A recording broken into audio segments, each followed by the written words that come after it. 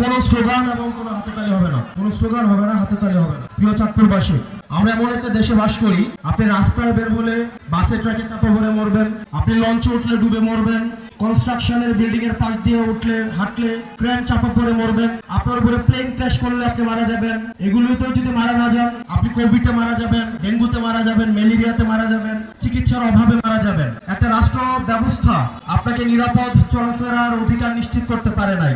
বাচ্চারা ক্লাস করছে, স্কুলে গিয়েছে, সেখানে হচ্ছে আমাদের দেশের বিমান বাহিনীর বিমান সেখানে প্র্যাকটিস করছে। প্র্যাকটিস মানুষের জীবন বাংলাদেশের এস্টাবলিশমেন্টের কাছে হচ্ছে প্র্যাকটিসের বিষয়। এই যে অবহেলা, এর দায়ভার অবশ্যই এই বাহিনীকে অবশ্যই নিতে হবে। আমরা দেখলাম মাইলস্টোনে বিমান ক্র্যাশ হয়েছে, তারপরে সেখানে শিক্ষকদেরকে এবং শিক্ষার্থীদেরকে সেখানে বেদম ভাবে পিটানো হয়েছে। আমরা দেখলাম প্রশাসন যথাযথ, আমাদের একজন স্বাস্থ্যমন্ত্রী আছে বাংলাদেশের, চিনেন ওনাকে?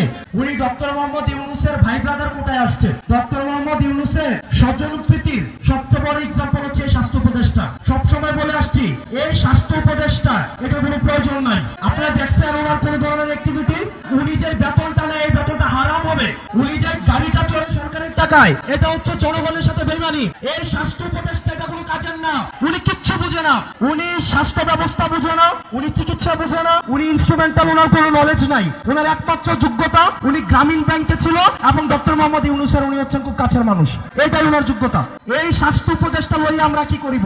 এবং দুঃখজনক বিষয়, উনি নিজে চিকিৎসা করাইতে সিঙ্গাপুর যায়, উনি চিকিৎসা করাইতে নিজে সিঙ্গাপুর যায়। এখন আমরা বললে তো হচ্ছে বিরাল বেজার হয়, আমরা বললে রাগ হয়, রাগ। উনাকে নিয়ে একবার কথা বলছিলাম, এরপরে উনি আর আমাদের সাথে কোনো যোগাযোগ করে না।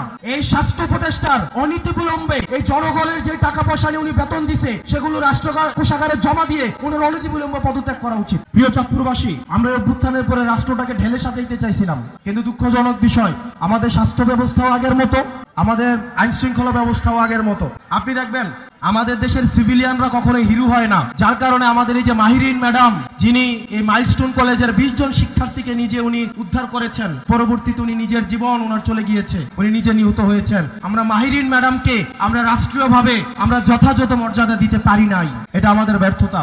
এই সরকারের কাছে অনেক প্রত্যাশা ছিল, প্রত্যাশার পারও দিন দিন কমছে। দিন শেষে আপনাদের কাছে আহ্বান জানাবো, দল মত নির্বিশেষে আমাদেরকে ফেসিবাদের বিপক্ষে আমাদেরকে অবস্থান নিতে হবে। আপনারা গতকাল দেখছেন লাশের উপর দিয়ে এই আওয়ামী ফেসিবাদ আবার তারা হচ্ছে রাজনীতি করার চেষ্টা করেছে। আমরা ফেসিবাদ বিরোধী রাজনৈতিক দলগুলো সুকাহত, যারা বাংলাদেশকে ধারণ করে আমরা সুকাহত, কিন্তু আওয়ামী লীগ যদি ফেরার চেষ্টা করে তাহলে এই শক্তিতে পরিণত হয়ে এই আওয়ামী লীগের চ্যাপ্টার তো আমরা ক্লোজ করছি, ভবিষ্যতের উত্থানের যে কোনো সম্ভাবনাকে আমরা একদম নাই করে দিব। প্রিয় চাঁদপুরবাসী, আপনারা সজাগ থাকতে হবে, ফেসিবাদ বিরোধী রাজনৈতিক দলগুলোকে ঐক্যবদ্ধ থাকতে হবে।